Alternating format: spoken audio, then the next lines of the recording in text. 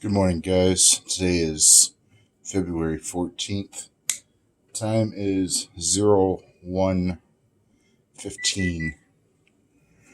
So I was going to do this video talking about comms and the importance of communication in a grid down scenario or natural or man-made disaster, any disasters.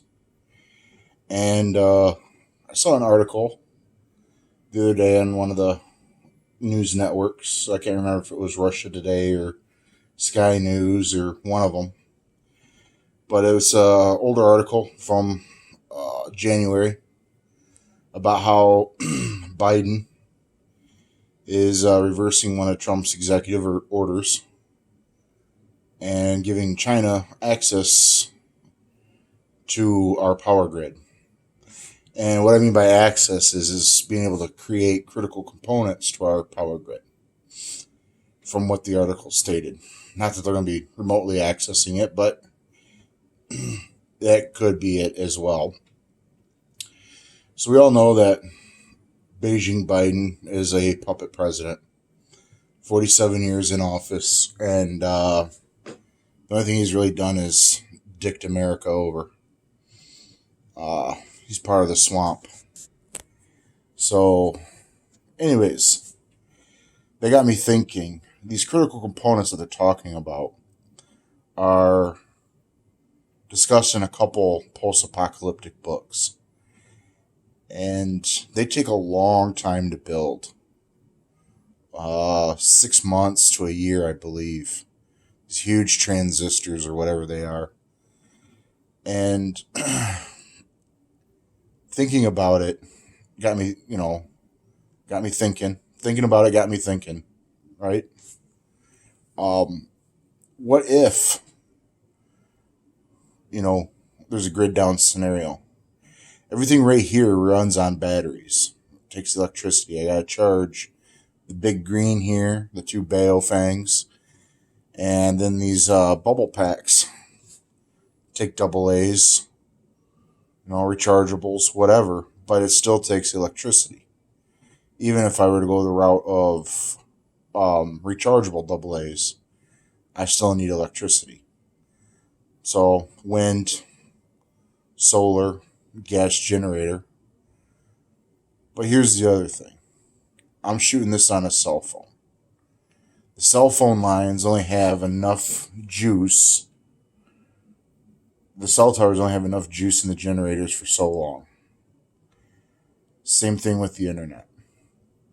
These are high maintenance items. The cell phone and internet are.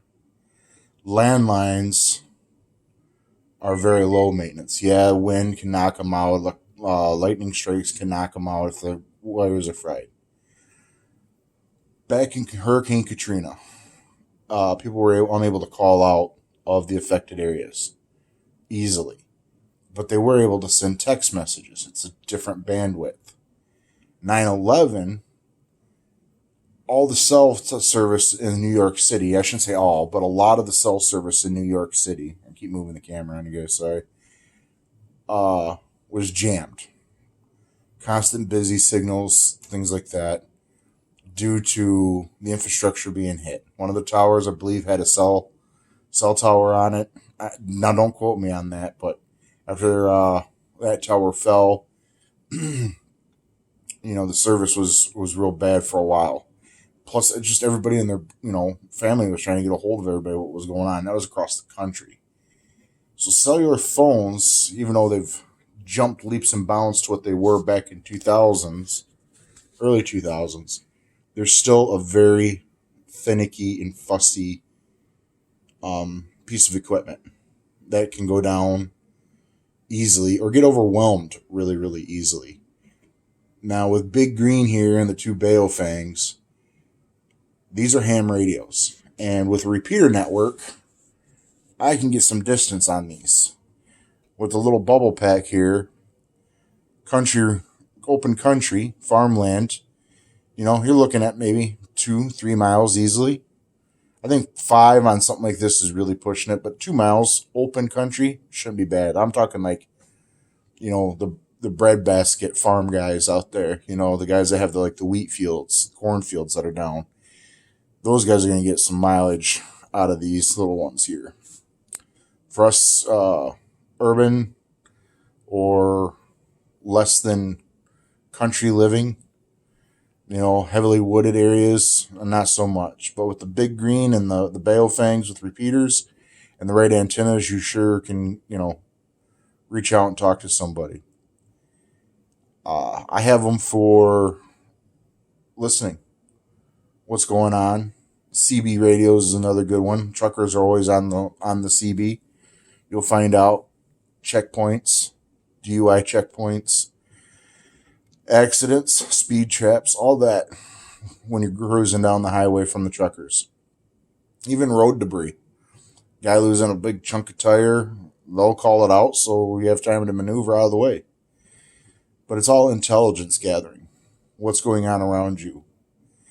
And with Beijing Biden in office and his whole life dedicated to China and the supreme leader Pooh Bear over there, you need to have a communication plan. Like I said, everything takes electricity. If the grid's down, we're going to have to find alternate sources. Wind turbines work good. Gas generators, eventually though, how much are you going to be able to get fuel? Especially if they start rationing it off. Or if the power's out, how are some of these gas stations going to get up and running? Not every one of them has a generator. So, solar, wind, your own propane, dual fuel gas generator there, that's an option.